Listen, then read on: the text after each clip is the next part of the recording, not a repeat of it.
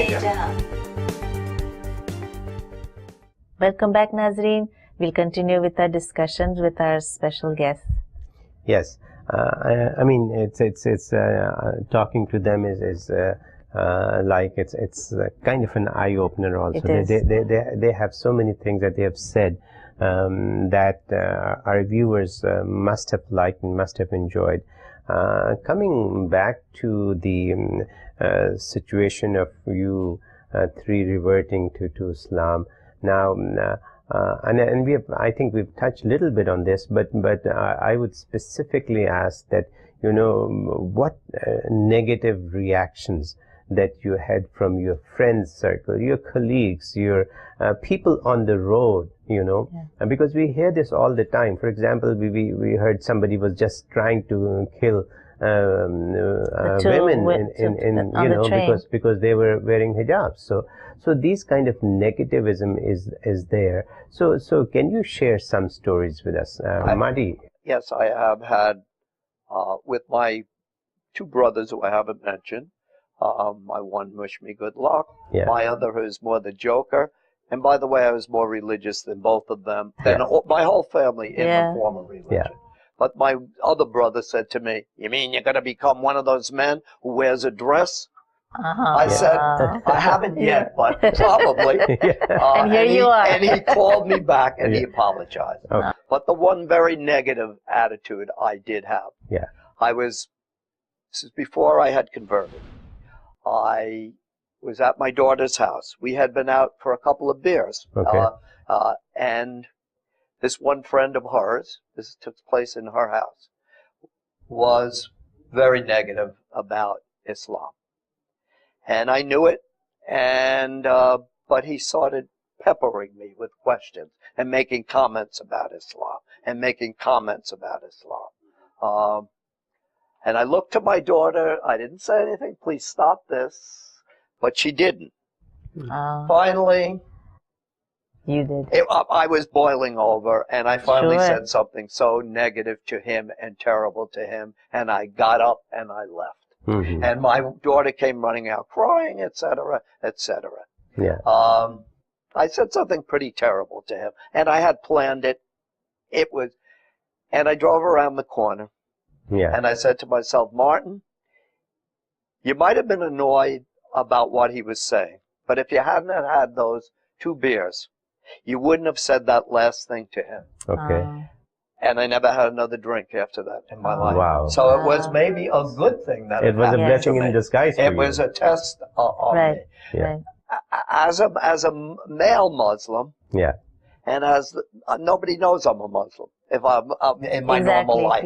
But in my former life, when I was living in my house, I did used to walk my dogs and wear this, wanting to get questions. Yeah. And I would get some questions, and I never got a negative response ever. I got a couple of good. Yeah. Why are you doing this? The one funny story happened when my mentor was living with me.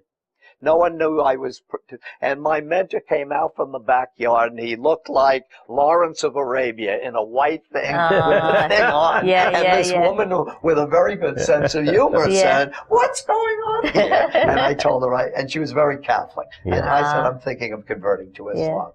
And her answer to me was, "Whatever gets you through your life is what her answer was." So that's it. But the one negative, I do know there are negative things. I do know if I want to get in political discussions. Now. Which I avoid. Unless I know who I'm talking to. Right. Yeah, you're right. Okay.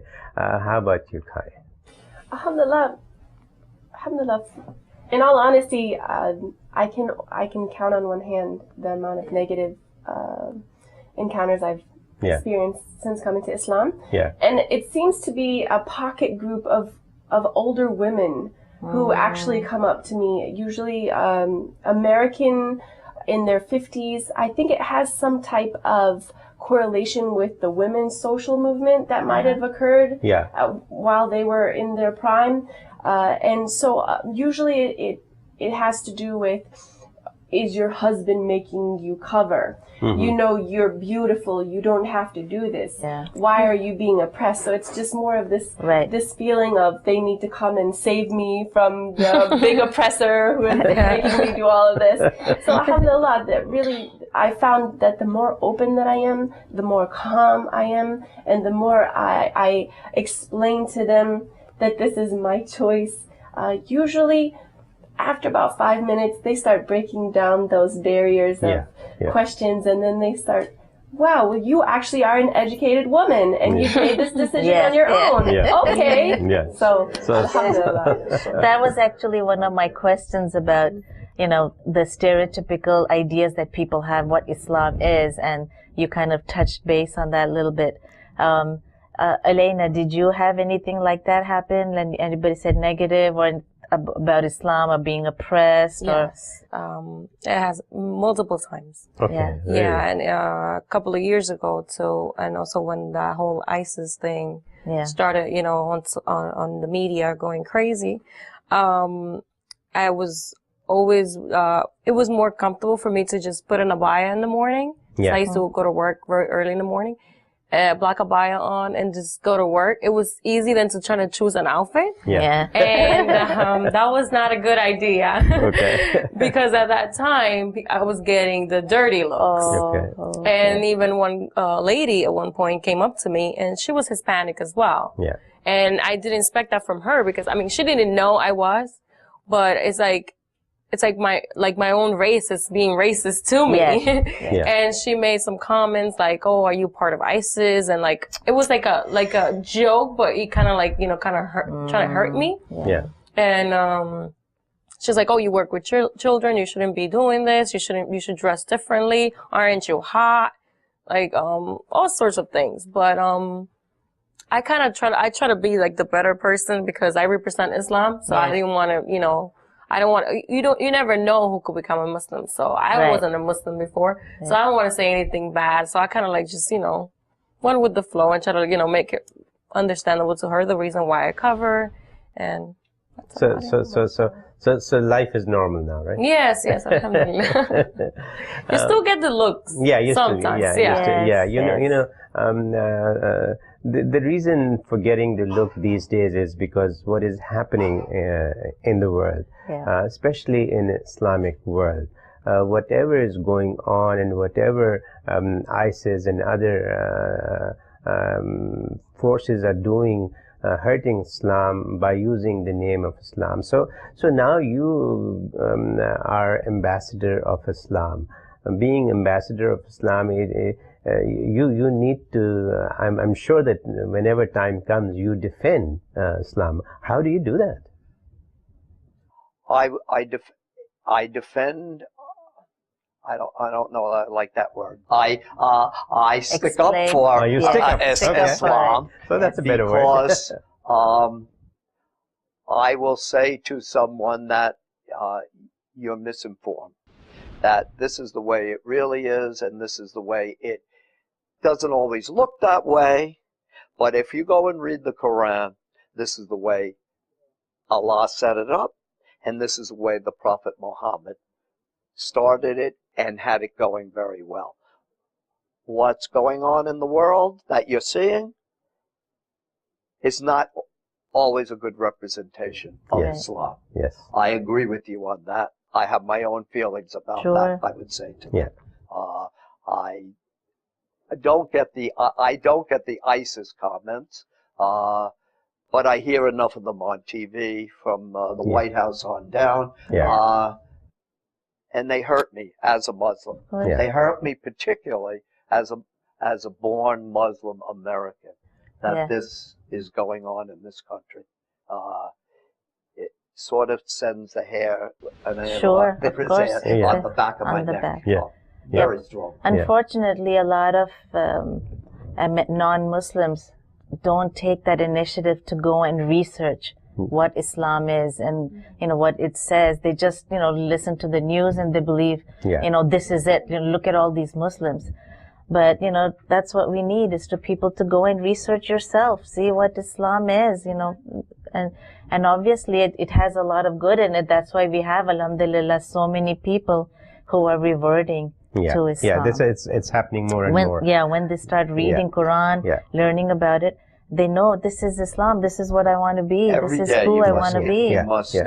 So I feel it has made me a better person in general. Like I look back and I say, if I wasn't a Muslim, like I wasn't going to be in this, in this state of my life.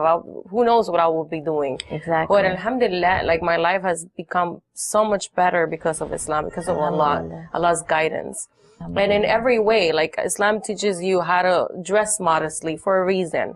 How to eat properly for your good health. How to manage your income, your expenses and everything. And even, I tell you something funny, the first thing I gave up before I even put a hijab on was interest. Wow. I gave up interest before anything, and after that, alhamdulillah, my income. Very impressive. Allah is the provider, and even when I have been unemployed, I have never missed a penny, and that is a blessing from Allah. Mashallah, mashallah. Very nice, very nice. I mean, time and again I can say this, that you all, three of you are very, very impressive in your own ways. You have said things that are eye-openers for our listeners and for us too. Finally, we would want you to give any message to born Muslims and reverted Muslims. So I'll ask each one of you, take your turn. Here is your camera. Marty, you can look at the camera. You have a minute and say something, please. Okay, I think that's a very important message. I think that the three of us here have something that we weren't born with. We had to come to. And we realize what we've come to. We realize the difference it's made in our lives. Personally, it's something that I take seriously every day of my life. I research, I read, I've been teaching at the mosque, and I had to create a whole curriculum to teach the children. I also every day have to say to myself, this is what Islam has done for me, and it came from my other religion. What are you doing for God today that makes you a better person and the people around you a better people and your society a better person? And I think that Muslims who are born Muslims sometimes take it for granted too much. They're too interested in the very little specifics of Islam, like, are we standing correctly on the line? And they're not taking the big issues that we're dealing with. There are very big issues that we are dealing with. Those are the important things that I think Muslims have to think about. Equality. Are we better people? Are we making a difference in the world? Are our leaders making a difference in the world? And I'm speaking to other Muslim countries now too. Are these leaders making a difference? Are they doing what they should be doing? Or are they using Islam when it's good for them to use it? And it's time for people to take hold of that and say, no, we won't stand for that anymore. And if someone wanted to question me about ISIS, I could give them historical reasons why ISIS developed. And do I agree with it? What I do think is, as Muslims, we have to speak out against ISIS more and those kind of things. I don't know that we're doing enough with that either. I don't know in America that we can get that voice out there. But worldwide, I think we could be doing a better job. Thank you very much, Martin. Yes.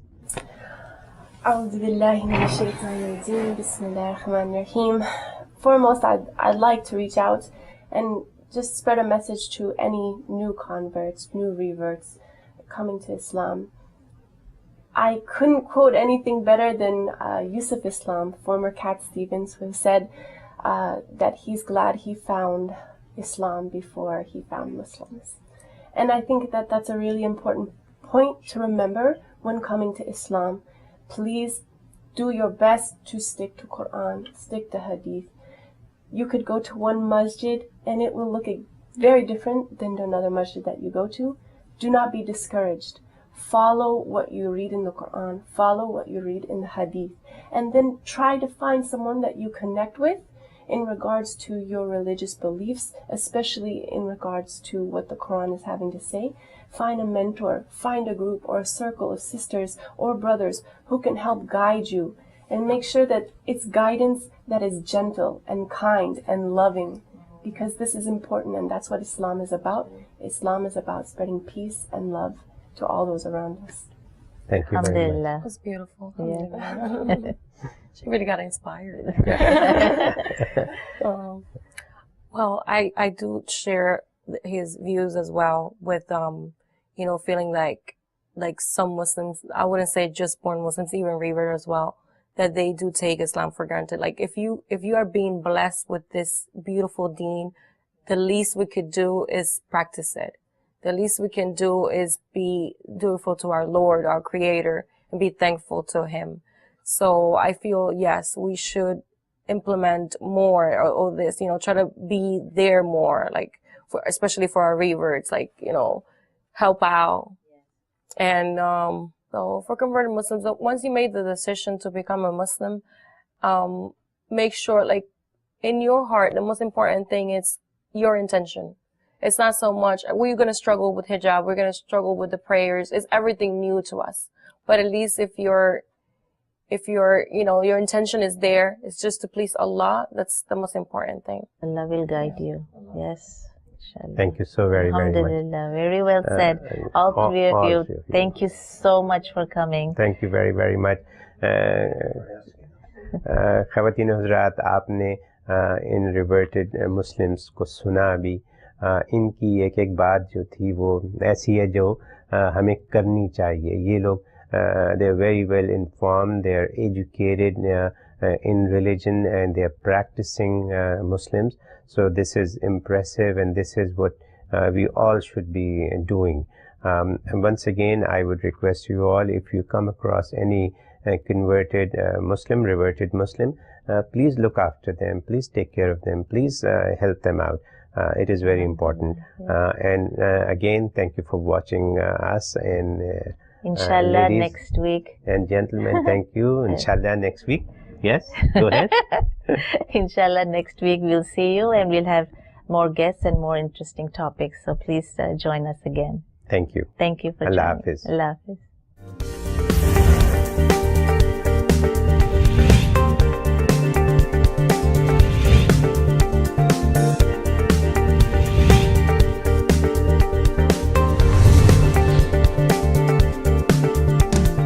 Salam-e-Jahan.